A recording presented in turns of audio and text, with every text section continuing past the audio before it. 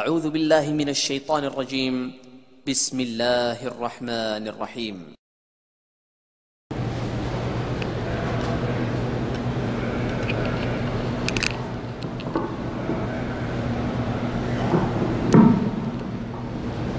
موضوع الدرس فی شہادت سیدنا عثمان رضی اللہ تعالی عنہ وارضاہ فی الوعد والارشاد. الحمد للہ وکفا والصلاة والسلام علی خاتم الانبیاء سیدنا وحبیبنا محمد المصطفى وعلى آله المجتبى وأصحابه النجباء. اللهم صل على سيدنا محمد النبي الأمي الهاشمي وعلى آله وأصحابه نجوم الهدى. أما بعد فقد قال الله تبارك وتعالى في القرآن المجيد والفرقان الحميد. أعوذ بالله من الشيطان الرجيم.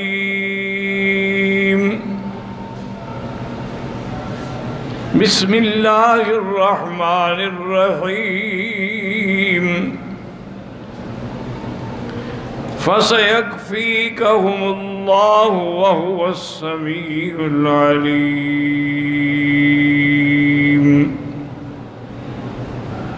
صبغة الله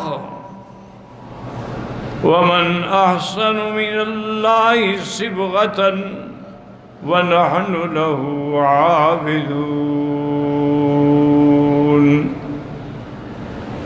قال النبي صلى الله عليه وسلم اسكن يا ثبير ما عليك إلا نبي وصديق وشهيدان أو كما قال النبي صلى الله عليه وسلم. صدق الله العلي العظيم وصدق رسوله النبي الكريم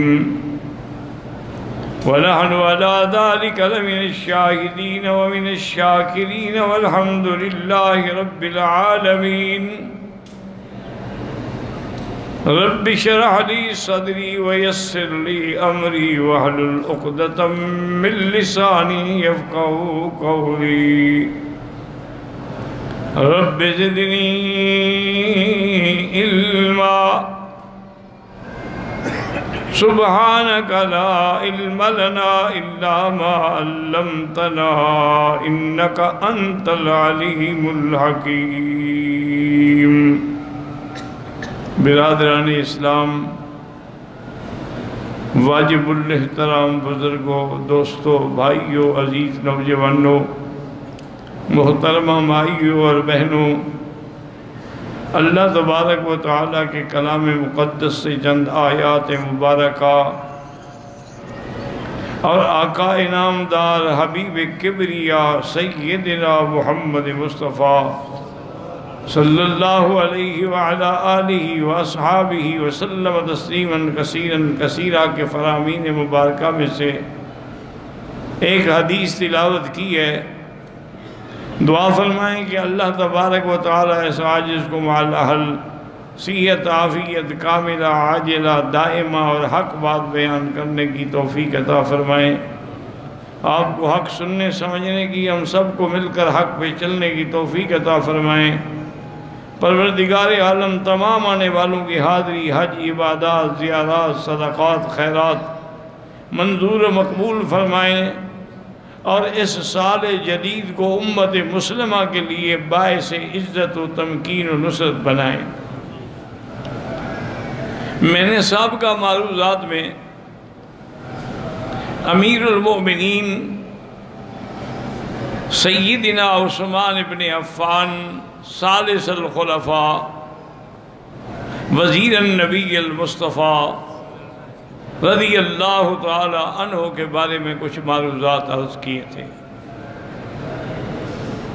اور اس کا خلاصہ یہ تھا کہ اللہ نے سیدنا عثمان کو ذو الہجرتین بھی بنایا کہ آپ نے 2 دفعہ ہجرت کی،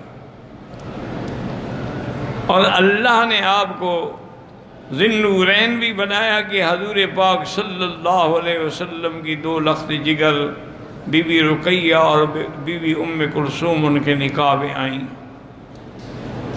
اسی طرح اللہ تبارک و تعالیٰ نے انہیں ذو البشارتین بھی بنایا کہ حضور پاک نے ان کو 2 دفعہ بطور خاص جنت کی بشارت دی، ایک جب انہوں نے بیر روما خریدا اور دوسرا جب مسجد کے لیے زمین خریدی۔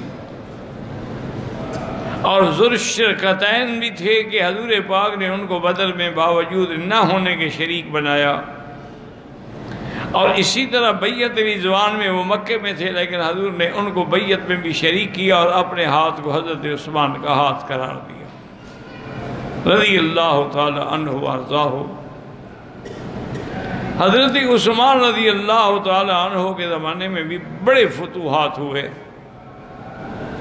یعنی حضرت عمر کے زمانے میں 22 لاکھ مربع میل پہ اسلام کا پرچم لہرایا، تو حضرت عثمان نے بھی 22 لاکھ مزید فتح کر کے اب تقریباً یعنی 44 لاکھ مربع میل پہ اسلام کا پرچم لہرایا۔ انطاکیہ سے لے کر کابل تک فتوحات جو ہیں وہ حضرت عثمان کے زمانے میں رضی اللہ تعالی عنہ وارضاہ۔ اسی طرح سیدنا عثمان غنی رضی اللہ تعالی عنہ نے حضرت معاویہ رضی اللہ تعالی عنہ کو حکم دیا کہ بحری بیڑا تیار کریں۔ اب یہ بیڑا تو حضرت معاویہ نے بنایا لیکن حکم حضرت عثمان کا تھا 28 ہجری میں۔ حضرت معاویہ رضی اللہ تعالی عنہ نے ایک بہت بڑا بحری بیڑا بنایا۔ اب مسلمانوں نے الحمدللہ دریاؤں میں بھی اپنے بیڑا دوڑائے اور فتوحات کے جھنڈے گاڑ دیے، اور حضور کا وہ خواب مبارک جو ہے وہ سچا ہو گیا کہ حضور ایک دن خواب سے اٹھے بی بی ام سلیم کے گھر میں، اور آپ نے فرمایا کہ میں نے دیکھا ہے کہ میری امت کی ایک جماعت یرکبون علی ثبج البحر، دریاؤں میں سواری ہوں گی کشتیوں پہ، اور وہ کافروں سے جہاد کریں گے۔ قد اوجبوا، ان کے لیے اللہ نے جنت واجب کر دی ہے۔ اور ایک دوسری روایت میں آپ نے فرمایا کہ کأنہم اصحاب بدر، ان کو وہی مرتبہ اللہ دیں گے جو اصحاب بدر کا تھا۔ بی بی نے کہا حضور میرے لیے بھی دعا کریں، آپ نے فرمایا انت منہم، اللہ تمہیں بھی ان میں شامل کریں گے۔ تو جب فتوحات کا، اسلام کا غلبہ کا یہ عالم ہو گیا کہ پورا جزیرہ عرب اور یمن اور مصر اور عراق اور شام، اسی طریقے سے کرمان اور اسی طریقے سے انطاکیہ سے لے کر کابل تک فتوحات ہو گئے، تو اب یہودیوں کو ایک بات سوجھی کہ اب ہم مسلمانوں کا مقابلہ نہیں کر سکتے۔ تو ان کی قیادت کرنے والا کون تھا؟ عبداللہ ابن سبا۔ عبداللہ ابن سبا جو ہے یہ یہودی ہے،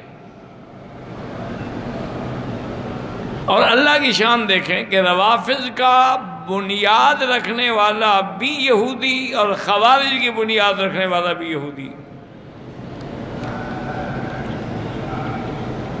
بلکہ محققین و علماء نے تحقیق فرمائی ہے کہ حضور نے فرمایا تھا نا کہ میری امت جو ہے وہ 73 فرقوں میں بڑھ جائے گی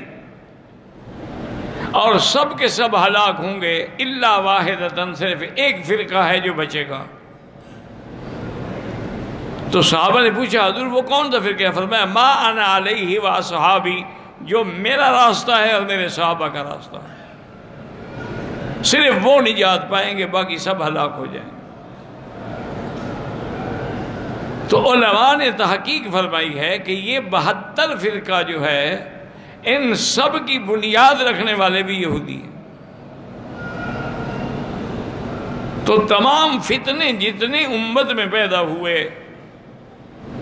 روافض کے تھے، خوارج کے تھے، معتزلہ کے تھے، قدریہ کے تھے، کرامیہ کے تھے، مشبہہ کے تھے، یہ سب فتنوں کی بنیاد رکھنے والے یہودی ہیں۔ تو عبداللہ ابن سبا نے مشورہ کیا کہ بھی اب ہم مسلمانوں کا مقابلہ نہیں کر سکتے، اب ایک حل ہے کہ ہم مسلمان ہو جائیں اور مسلمانوں کی جماعت میں شامل ہو جائیں، اور مسلمان بن کے ہم وہاں ایسی تحریکیں چلائیں کہ ان کو کمزور کریں۔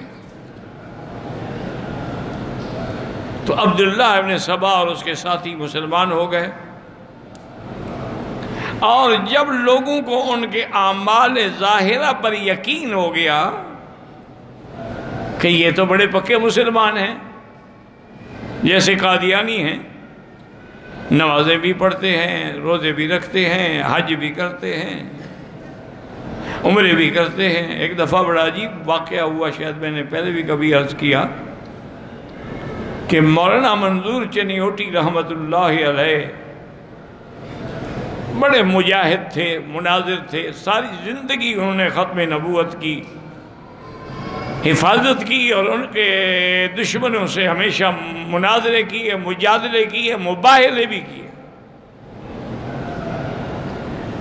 میں حرم میں بیٹھا تھا، میرے پاس آئے، کہنے لگے کہ مکی صاحب ایک پکا قادیانی، جو صرف قادیانی نہیں بلکہ قادیان کے ان کے دفتر کا ایک اہم عہدیدار ہے، وہ حرم میں ہے۔ میں نے پولیس کو بات کی تو میری بات ہی نہیں سنتے،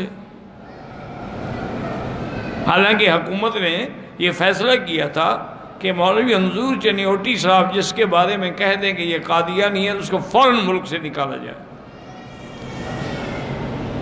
انہوں نے کہا، میں نے بات کی، انہوں نے کہا جی ہم تو کچھ نہیں کر سکتے، آپ بادشاہ کو لکھیں یا آپ گورنر کو لکھیں، ہم ایسے تو نہیں پکڑ سکتے، اب کیا کرو؟ نے کہا مکی صاحب میرا تو بالکل دل جل گیا۔ میں نے کہا حضرت ناراض نہ ہوں، بڑا آسان حل ہے۔ وہ کہہ رہے کہ کیا حل ہے؟ میں نے کہا آپ ایسا کریں کہ جہاں وہ حرم میں کھڑا ہونے جا کے اس کو 2-3 تھپڑ ماریں، وہ بھی آپ کو مارنے کی کوشش کرے گا، ہم بھی ساتھ آ جائیں گے، 2-3 طالب اور بھی ہوں گے، ہم اس کو پکڑ لیں گے اگر آپ سے وہ غالب آنے لگا تو جب یہ لڑائی ہوگی تو پولیس پکڑ لے گی نا دونوں کو۔ انہوں نے کہا یہ تو میرے لیے کوئی مشکل مسئلہ نہیں۔ خیر ہم چلے گئے، جاتے ہی مولانا تو جس جوش میں تھے نا، تو اس نے بھی مقابلہ کرنے کی کوشش کی، ہمارے ساتھی نے پکڑ لیا، اتنے میں پولیس آ گئی، انہوں نے بھی پکڑ لیا۔ انہوں نے کہا کیا بات ہے، اللہ کے حرم میں مقام ابراہیم پہ لڑائی کر رہے ہو؟ بہرحال وہ اس کو پکڑ کے شرطہ حرم کا جو دفتر تھا نا وہاں لے گئے، میں بھی ساتھ چلا گیا، مولوی صاحب بھی چلے گئے۔ ان کے جو بڑے تھے، رائد تھے، مدیر تھے، وہ بیٹھے، انہوں نے کہا بھی کیا بات ہے؟ میں نے کہا جی مولوی صاحب نے بتلایا ہے، میں تو نہیں جانتا، سچی بات ہے، ان کے علاقے کا مسئلہ ہے کہ یہ شخص جو ہے قادیانی ہے، کافر ہے، یہ حرم میں کیسے داخل ہو گیا؟ حالانکہ قادیانیوں کا داخلہ بند ہے۔ وہ بڑا چالاک آدمی تھا، اس نے کہا حضرت گزارش یہ ہے، یہ بلا وجہ مجھ پہ تہمت لگا رہے ہیں۔ حضور پاک صلی اللہ علیہ وسلم کی حدیث ہے، من صلی صلاتنا واستقبل قبلتنا واکل ذبیحتنا فہو منا۔ یہ حدیث ہے، انہوں نے کہا حدیث ہے۔ انہوں نے کہا دیکھیں میں نماز پڑھ رہا تھا، قبلے کی طرف میرا رخ تھا، آپ کا ذبیحہ کوئی ہو تو منگا کے دیں، میں کھاتا ہوں، پھر میں کیسے کافر ہو گیا کہ میرے ساتھ لڑنے کے لیے آ گئے؟ اب وہ پولیس افسر بھی چکر میں آ گیا، انہوں نے کہا بھی مولوی صاحبان یہ کیا بات ہے؟ اب وہ تو بیچارہ حدیث پڑھ رہا ہے، گلے میں اس نے قرآن شریف کی حمائل لٹکائی ہوئی ہے۔ ہم نے کہا حضرت آپ ان کے باتوں کو نہیں جانتے، یہ مولوی صاحب جانتے ہیں، انہوں نے کہا حضرت آپ اس سے نہ قرآن سنیں نہ حدیث، اس کو صرف ایک بات بتائیں کہ مرزا غلام احمد قادیانی کون ہے؟ کیا تم مرزا غلام احمد قادیانی کو کافر کہتے ہو؟ انہوں نے کہا وہ کون ہے؟ وہ دعی نبوت ہے، اس نے نبوت کا دعویٰ کیا ہے۔ جب اس کو پولیس والے نے کہا کہ ہاں بھائی بتاؤ مرزا غلام احمد قادیانی کون ہے، اس نے کہا وہ تو نبی ہے، کیونکہ وہ تو ان کا اہم عہدیدار تھا نا، وہ کیسے انکار کر دیتا؟ تو پولیس والے نے کہا، انہوں نے کہا آپ مکی صاحب آپ بھی اور آپ جائیں، اب مجھے مسئلہ سمجھ آ گیا، میں جانوں اور یہ جانے، میں انشاءاللہ رات اس کا عقیدہ ٹھیک کر دوں گا۔ اور نے حکم دیا کہ اس کے گلے سے قرآن اتار لو۔ کافر کا کیا تعلق ہے کہ قرآن گلے میں رکھے؟ اس کو ہتھکڑی ڈال کے جیل میں رکھو، رات میں اس سے بات کروں گا۔ اب اس کو مسئلہ سمجھ آیا۔ تو اس لیے ہمیشہ یاد رکھیں کہ کوئی یہودی ہو مسلمان بن جائے تو آپ کیسے اس کو سمجھ سکتے ہیں؟ اسی طرح آپ خوارج ہیں، خارجی ہیں، وہ سب سے زیادہ اپنے آپ کو مسلمان کہتے ہیں، سارا دن قرآن پڑھتے ہیں۔ ان کی نمازیں دیکھو تو آپ حیران ہو جائیں گے۔ حضور نے فرمایا تھا کہ تم ان کی نمازیں دیکھ کے اپنی نمازوں کو بھی چھوٹا سمجھو گے، لیکن یمرقون من الدین کما یمرق السہم من الرمیۃ، وہ دین سے ایسے نکل گئے ہیں جیسے تیر شکار سے نکل جاتا ہے۔ تو جتنے فرقے ہیں سارے کے سارے یہودیوں نے بنیاد رکھی، عبداللہ ابن سبا نے بنیاد رکھی، اور آہستہ آہستہ 900 آدمیوں کی ایک جماعت بن گئی۔ انہوں نے سب سے پہلے تو محبت اہل بیت کا نعرہ دیا، اور پھر انہوں نے کہا کہ حضور کا وصی جو ہے وہ حضرت علی ہے۔ ابو بکر عمر کیسے خلیفہ بن گیا اور عثمان کیسے خلیفہ بن گیا؟ ان کی تو خلافت جائز ہی نہیں ہے۔ وصی و رسول اللہ جو ہیں، خلیفت بلا فضل جو ہے، وہ تو حضرت علی ہے۔ اب اس پر انہوں نے دلائل دیے، کچھ سچے مسلمان بھی بیچارے دھوکے میں آ گئے۔ تو بہرحال ایک دن سیدنا عثمان رضی اللہ تعالی عنہ وارضاہ جمعہ پڑھانے کے لیے تشریف لے آئے اور منبر رسول پہ کھڑے ہوئے۔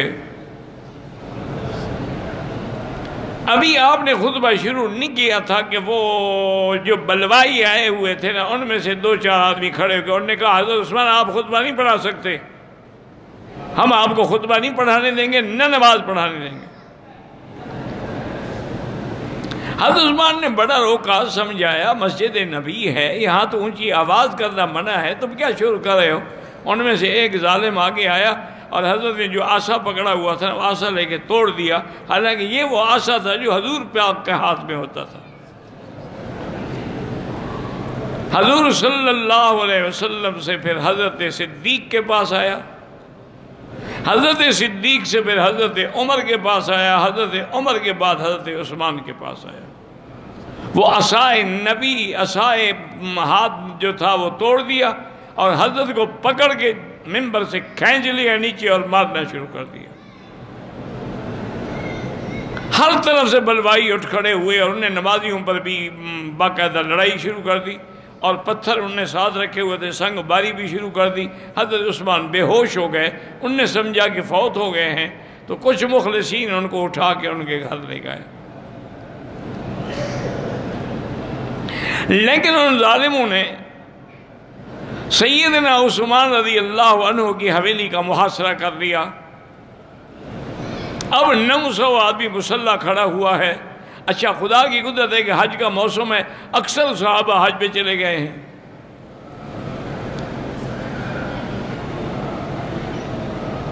حضرت عثمان نے فرمایا بھی تم کیا چاہتے ہو؟ انہوں نے کہا جی ہم یہ چاہتے ہیں کہ آپ خلافت چھوڑ دیں، آپ خلافت کے حقدار نہیں ہیں۔ انہوں نے کہا یہ میں نہیں کر سکتا، مجھے آقا نے فرمایا تھا کہ ان اللہ مقمسک قمیصا فلا تخلعہ، اللہ تمہیں خلافت کی قمیص پہنائیں گے، تم اس کو نہ نکالنا۔ میں کیسے نکالوں؟ میں حضور کے فرمان کی مخالفت کیسے کروں؟ کچھ دنوں کے بعد کچھ صحابہ نے، جن میں حضرت علی بھی شامل ہیں، حضرت حسن بھی شامل ہیں، انہوں نے حضرت عثمان سے ملاقات کی بڑے خفیہ طریقے سے، چونکہ باہر تو دشمن کھڑے ہوئے ہیں نا۔ انہوں نے کہا کہ حضرت عثمان، یہ 800-900 آدمی ہیں بلوائی جو آئے ہیں حملہ کرنے والے، تمہارے پاس تو خلافت ہے، طاقت ہے، حکومت ہے، فوج ہے، اب حکم تو دیں۔ آپ بحیثیت خلیفے کے حکم دیں گے ان غداروں کو اور باغیوں کو قتل کر دیا جائے، ان کی تو بوٹی بھی نہیں ملے گی مدینے میں۔ حضرت عثمان نے فرمایا کہ میرے آقا نے فرمایا تھا انک ستبتلا، ایک وقت آئے گا تم پر ایک امتحان آئے گا، فلا تقاتلن، میرے مدینے میں قتال نہ کرنا۔ تو میں کیسے قتال کا حکم دوں؟ میں تو مجبور ہوں، میں تو نہیں دے سکتا۔ صحابہ مایوس ہو کے واپس آ گئے، اور پھر صحابہ نے اپنے جوانوں کو حکم دیا، جن میں عبداللہ ابن عمر بھی ہیں، عبد الرحمن ابن عوف بھی ہیں، حضرت حسن بھی ہیں، حضرت حسین بھی ہیں، حضرت طلحہ بھی ہیں، نوجوان سارے کے بھی، تم حضرت عثمان کے گھر کا پہرا دو۔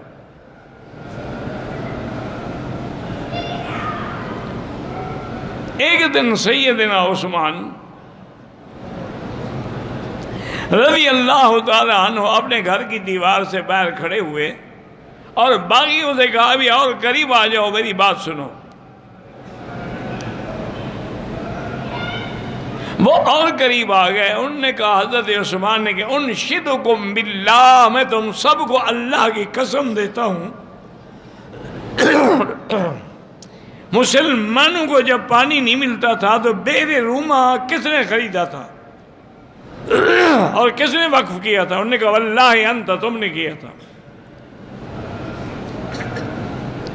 انہوں نے کہا کہ اچھا، غزوہ تبوک کے موقع پر 900 اونٹ اور 100 گھوڑے اور 5 کلو سونا کس نے دیا تھا؟ انہوں نے کہا واللہ انت، تم نے دیا تھا۔ انہوں نے کہا مسجد نبوی کے لیے جب زمین تنگ ہوئی تو وہ زمین خرید کر کے مسجد کو کس نے دی؟ انہوں نے کہا واللہ انت، وہ بھی تم نے دی تھی۔ حضرت عثمان رضی اللہ تعالیٰ نے فرمایا کہ جب تم یہ گواہی دیتے ہو، اور قرآن کو جمع کس نے کیا ہے؟ ایک قرات پہ، چونکہ 7 قراتوں کی وجہ سے اختلاف ہو رہا تھا، حضرت حذیفہ کے بعد میں نے کمیٹی بنائی اور ایک قرات پہ قرآن کو جمع کر دیا، جو مصحف عثمانی کہلاتا ہے۔ یہ میں نے کیا؟ انہوں نے کہا ہاں واللہ انت، آپ جامع القرآن ہیں۔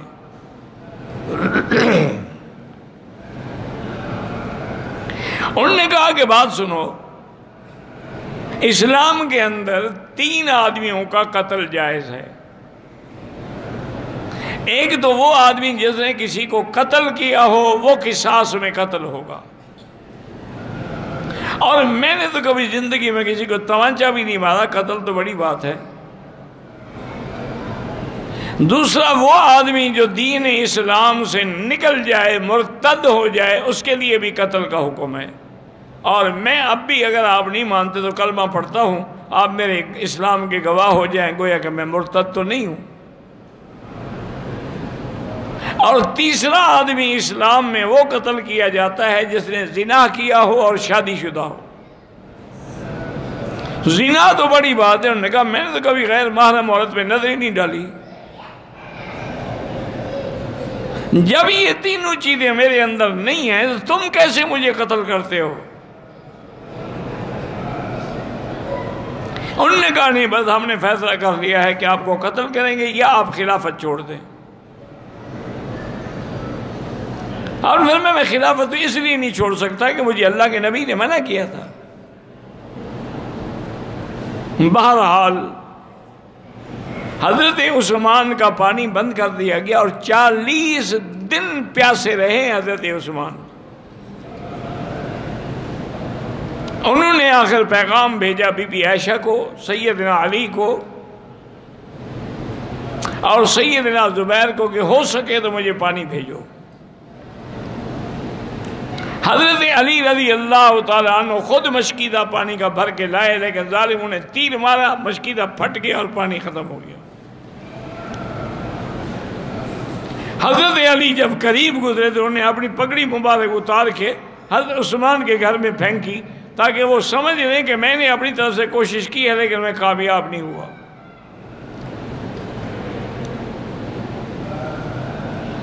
ایک دن عصر کے بعد آپ نے اپنی بیوی جن کا نام نائلہ تھا اس کو بلایا اور کہا کہ میں نے ابھی ابھی خواب دیکھا ہے کہ حضور صلی اللہ علیہ وسلم ہیں، ابو بکر ہیں، حضرت عمر ہیں، اور حضور فرماتے ہیں عثمان ہم تو تمہاری انتظار کر رہے ہیں، افطر عندنا، آج ہمارے ساتھ افطار کرو۔ انہوں نے کہا اشارہ ہو گیا کہ میری شہادت کا وقت قریب آ گیا۔ تو پہلی دفعہ حضرت عثمان نے فرمایا کہ پجامہ لے آؤ، میں پجامہ پہن لوں، ہو سکتا ہے کہ بلوائی حملہ کریں، خدا نہ کرے میرا سطر نہ کھل جائے۔ اور 40 دن تک بغیر پانی، بغیر کسی چیز کے صرف قرآن شریف کی تلاوت کرتے تھے اور حضور کو سکون ملتا تھا۔ حضرت عثمان رضی اللہ تعالیٰ عنہ نے قرآن کھولا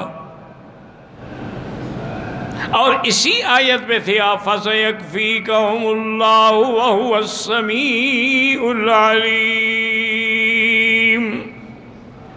کہ ایک بلوائی دیوار، گھر کی دیوار سے پیچھے سے کود کے اندر آیا اور لوہے کی لٹ آپ کے سر مبارک پہ ماری، خون بھل بھل بہنے لگا۔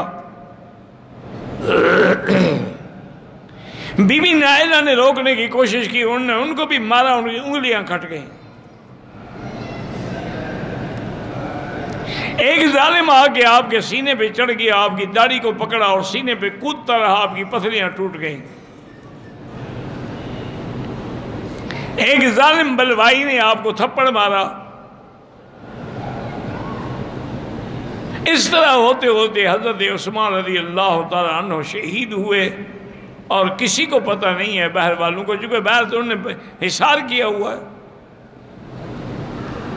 شہادت کے بعد بھی 2 دن آپ کی لاش گھر کے اندر بغیر کسی کفن دفن کے رکھی رہی۔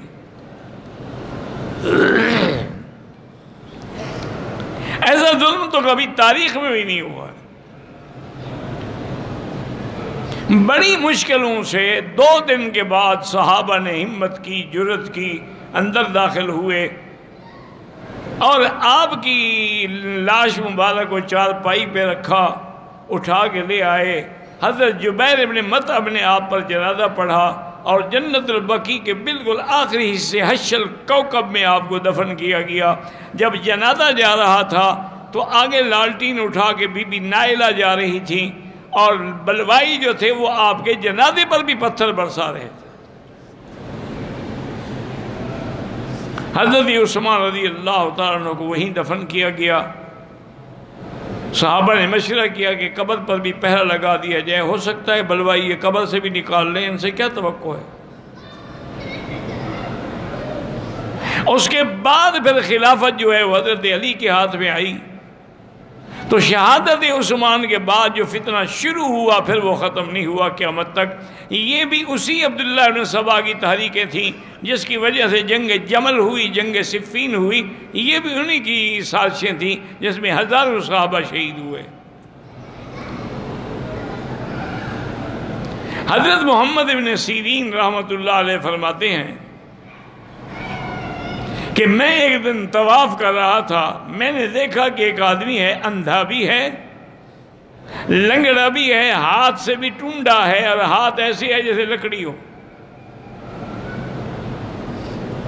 اور وہ عجیب قسم کی دعا کر رہا ہے کہ اللہم اغفر لی وما اظن ان تغفر لی، یا اللہ میرے گناہ معاف کر دے، لیکن مجھے گمان ہے آپ معاف نہیں کریں گے۔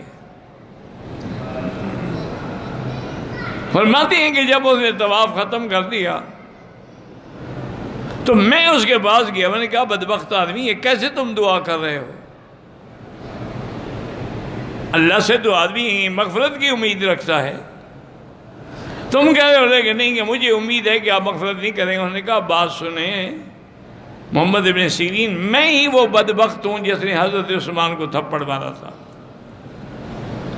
اور اس وقت مجھے بی بی نائلہ نے 3 بد دعائیں کی تھی. یبس اللہ یدک واعمی بصرک وما غفر ذنبک. اللہ تیرے ہاتھ کو خشک کر دے، تجھے اندھا کر دے، اور تیری مغفرت بھی نہ کرے. تو بی بی صاحبہ کی 2 دعائیں تو پوری ہو گئی ہیں. میرا ہاتھ جو دیکھیں آپ لکڑی بن گیا ہے، میں اندھا بھی ہو گیا ہوں، تو مجھے یقین ہے تیسری دعا بھی قبول ہوگی، مجھے مغفرت نہیں ہوگی. میں اس لیے ایسی دعائیں مانگ رہا تھا. آپ اندازہ کریں کہ کسی کی شہادت کی گواہی میدان کربلا دے گا، عمر کی شہادت کی گواہی محراب نبی دے گا، کسی کی شہادت کی گواہی میدان بدر دے گا. یہ عثمان غنی ہیں جن کی شہادت اللہ کا قرآن دے گا. کہ قرآن مقدس جس پہ آپ کا خون گرا ہے، آج بھی برٹش یعنی انڈیا میں، انگلینڈ میں برٹش میوزیم میں وہ قرآن رکھا ہوا ہے، اور وہ خون بھی عثمان کا ابھی تک موجود ہے رضی اللہ تعالی عنہ وارضاہ. تو بہرحال یہ صحیح خلفاء تھے، صحیح پروانہ رسول تھے، اور حضور کے صحیح خلفاء تھے، اور اللہ نے جو حضور سے فتوحات کا وعدہ کیا تھا وہ انہی کے ہاتھوں پہ پورا ہوا رضی اللہ عنہ وارضاہ.